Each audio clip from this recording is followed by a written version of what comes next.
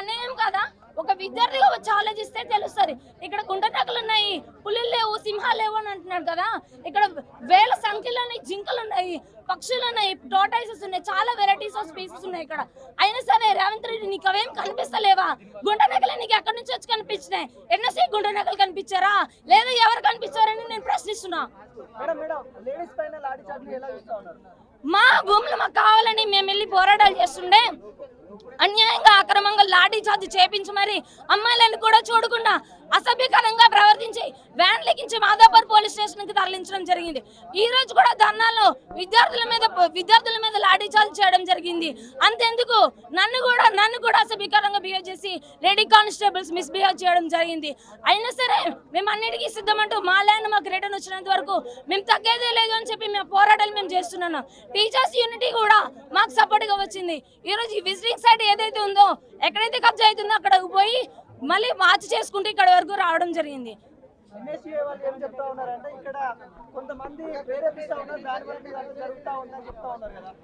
NSA వాళ్ళ వల్లనే మొత్తం ఇదంతా వచ్చింది.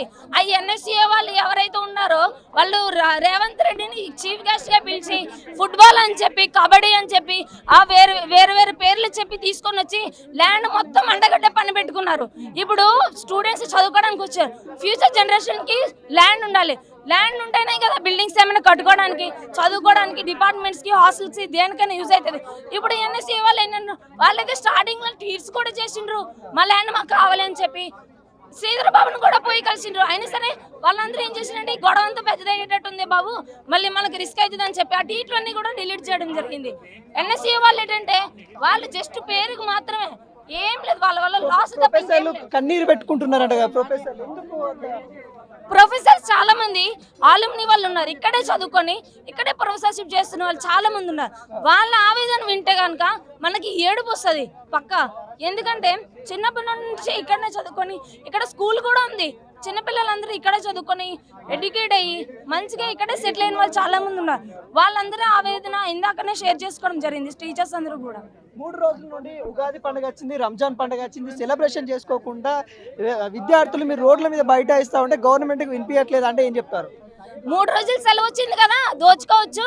కోర్టులన్నీ బంద్ ఉంటాయి, అన్ని బంద్ ఉంటాయి. స్టూడెంట్స్ ఏం చేయలేరు, అఫీషియల్గా ఏం చేయలేరు, ఏం పీకలేరు.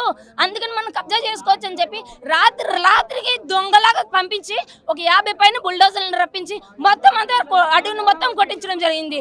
రేవంత్ రెడ్డి నువ్వు దొంగతనమే చేస్తున్నావు, అన్యాయంగా మా భూమిని నువ్వు అక్రమంగా లాక్కుంటున్నావు. రేవంత్ రెడ్డి డెవలప్మెంట్ ని ఆపుకునే ప్రయత్నం చేస్తా ఉన్నారు. కొంతమంది గుంటనక్కలు లాగుండి డెవలప్మెంట్ అడ్డుకుంటే మేము మూకోవాలని అంటా ఉన్నారు కదా. డెవలప్మెంట్ ఏడుంది రేవంత్ రెడ్డి? తెలంగాణలో నీకు భూమే కనిపించలేదా? మా హెచ్సిఓ ల్యాండ్ ఒకటే కనిపించిందా నీకు దోచుకోవడానికి?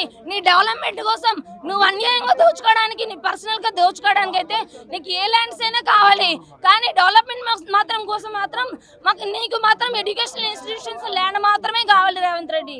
ఇప్పటికి 3 రోజులు అయింది, ఇంకెన్ని రోజులు ఇలానే కొనసాగుతారు? ఇలానే నీళ్లు నిప్పులు వాటర్ లేకుండా తిండి తినకుండా ఉంటారు? మాకు హైకోర్టు నుంచి మా ల్యాండ్ మాకు రిటర్న్ వచ్చే ఆర్డర్ వచ్చినంత వరకు మేమైతే పోరాటాలు ఎట్లానే చేస్తూ ఉంటాం. అట్లానే వీలైతే సుప్రీంకోర్టు వరకు కూడా మేము ఎవరైతే కన్నీరు పెట్టుకునే బదులు వాళ్ళు హైకోర్టుకో సుప్రీంకోర్టుకో వెళ్ళి మీ అందరినీ తీసుకెళ్ళి వాళ్ళ ప్రయత్నాలు చేయొచ్చు కదా, ఎందుకంత ఎమోషన్ అవ్వకుండా ఉంటా ఉన్నారు? ఆల్రెడీ చాలా మంది విద్యార్థులు పోయి ధర్మేంద్ర ప్రధాన్ కూడా కలిసి రిప్రజెంటేషన్ ఇవ్వడం జరిగింది. ఏబీవీపీ తరపు నుంచి డెలిగేట్స్ వెళ్ళారు, చాలా మంది కలిసారు, రిప్రజెంటేషన్ ఇచ్చారు. Now Dharmendra Pradhan ji is going to send one letter to chief minister Revanth Reddy.